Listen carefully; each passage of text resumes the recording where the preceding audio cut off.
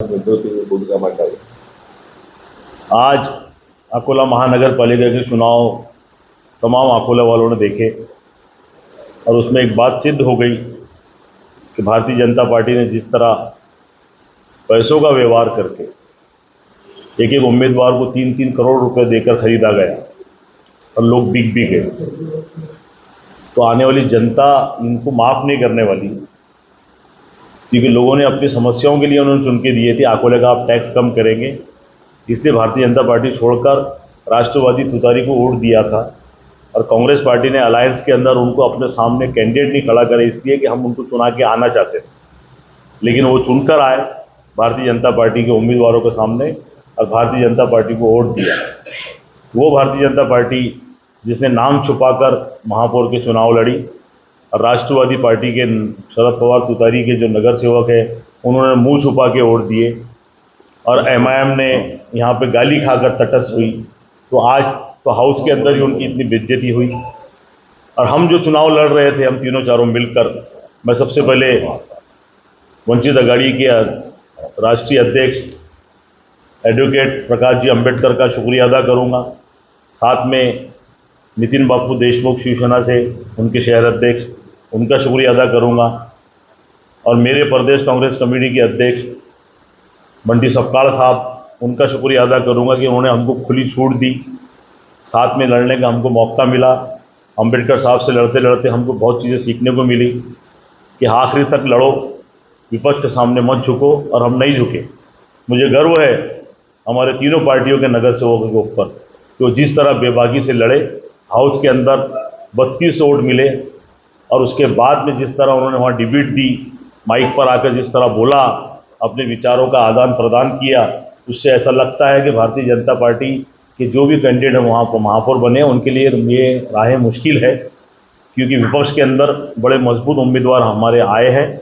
और हमें उम्मीद है कि आने वाले समय के अंदर जब भी विकास की बात होगी, इस शहर के डेवलपमेंट की बात होगी, तो विपक्ष बड़ी मजबूती से उस बात को रखेगा।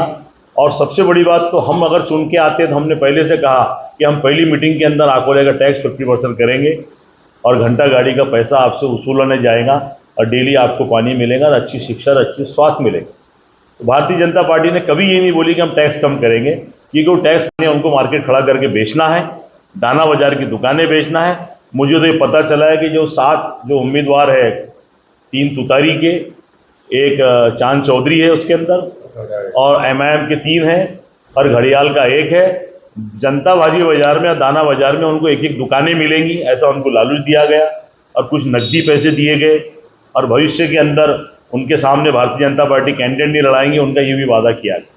लेकिन अब भारतीय जनता पार्टी उनके सामने कैंडिडेट लड़ाए ना लड़ाए, लेकिन जनता उनको माफ़ नहीं करने वाली, क्योंकि ये लोग जो लोगों ने जनता द्वारा जनता से वादा करे थे कि हम तुम्हारे विकास के अंदर तुम्हारा साथ देंगे, और उनके एक राष्ट्रवादी के एक नेता कह रहे थे, उनके शहर अध्यक्ष बाइट दे रहे थे, मैं सुबह देख रहा था कि जब किस पत्रकार ने उनसे पूछा कि भैया आपने जो अघाड़ी बनाए वो तो उसमें भारतीय जनता पार्टी के लोग हैं, महापौर तो भारतीय जनता पार्टी के बनाने जा रहे हैं, आप कैसा बोलते हैं कि भारतीय जनता पार्टी के साथ में मैं नहीं हूँ।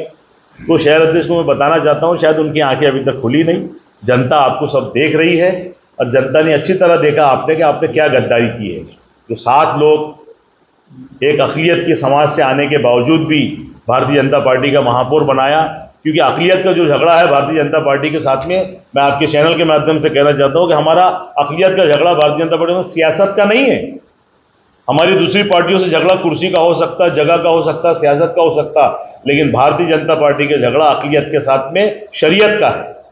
भारतीय जनता पार्टी ने हमारी शरीयत में हाथ डाला, हम क्या हिजाब पहनेंगे, क्या नहीं पहनेंगे, हम क्या खाएंगे, क्या नहीं खाएंगे, हम कहाँ नमाज पढ़ेंगे, नहीं पढ़ेंगे, और तो और हमारे जो नबी है उनकी शान में गुस्ताखी करने वालों को पार्टी ने हमेशा संरक्षण दिया।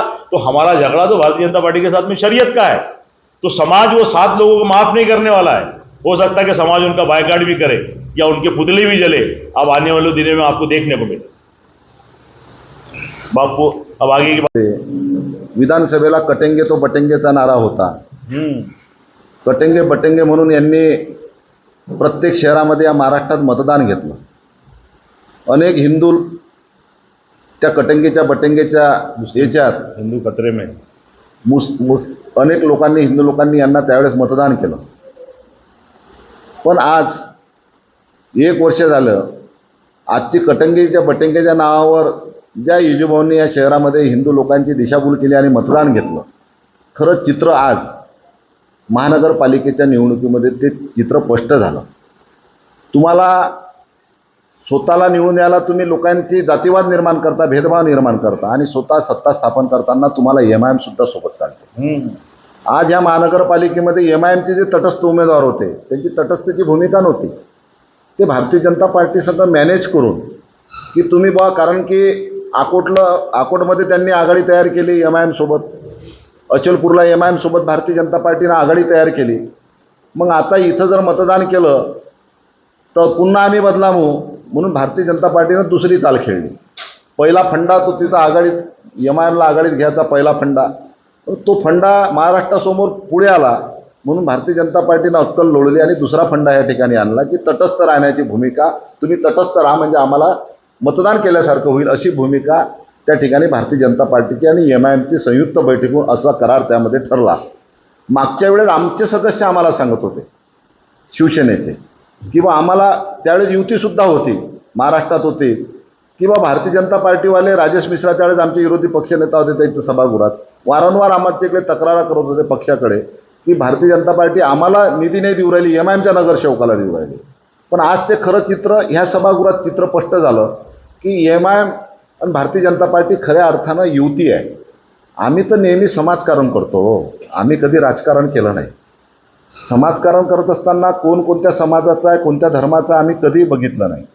निवडून आलेला व्यक्ती हा सर्व जातीच्या, सर्व धर्माचा, सर्व लोकांचा असतो.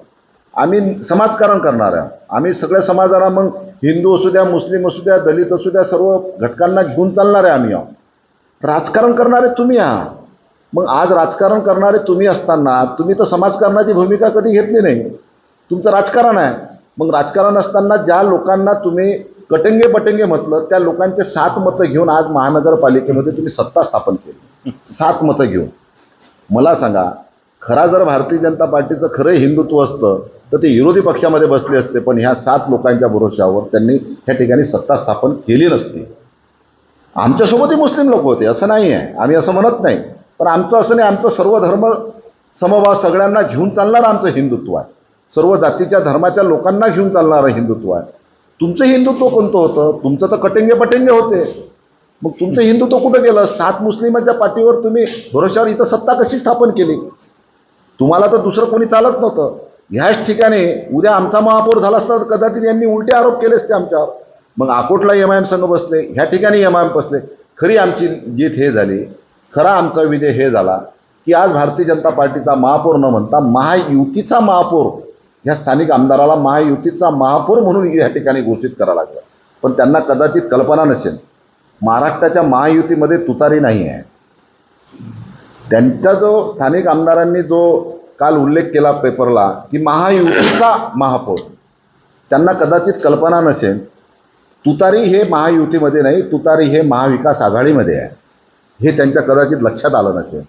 म्हणून कदाचित आज महाविकास आघाडीचे सदस्य जर सोपत असते तर ह्या ठिकाणचं चित्र उलटं दिसलं असतं आणि शिवसेनेचा ह्या ठिकाणी महापौर झाला असता. दुर्दैवानं महाविकास आघाडीतला घटक एक, आमच्यातला एक घटक त्या ठिकाणी तिकडे गेला आणि त्या ठिकाणी सत्ता झाली. परंतु आज मी जे लोक ह्या शहरात हिंदुत्वाच्या लोकांची दिशाभूल करतात, जातीवाद निर्माण करतात, तेढ निर्माण करतात, त्यांनी यांच्यापासून धडा शिकला पाहिजे आणि त्यांना प्रश्न विचारला पाहिजे की तुम्ही आम्हाला विधानसभेला हिंदू हिंदू म्हणून मतदान मागितलं, आज 7 मुसलमानांच्या भरोशावर तुम्ही सत्ता का स्थापन केली? विरोधी पक्षाची भूमिका का घेतली नाही? म्हणून आज ठिकाणी फक्त या फसवागिरी आणि अपप्रचार करायचं यंत्र आहे आणि MIMच्या भरोशावर आणि 7 मुस्लिम लोकांच्या भरोशावर ह्या ठिकाणी भारतीय जनता पार्टीनं सत्ता स्थापन केली. ही महायुती नसून MIM आणि भारतीय जनता पार्टीची अघोषित युती झालेली आहे.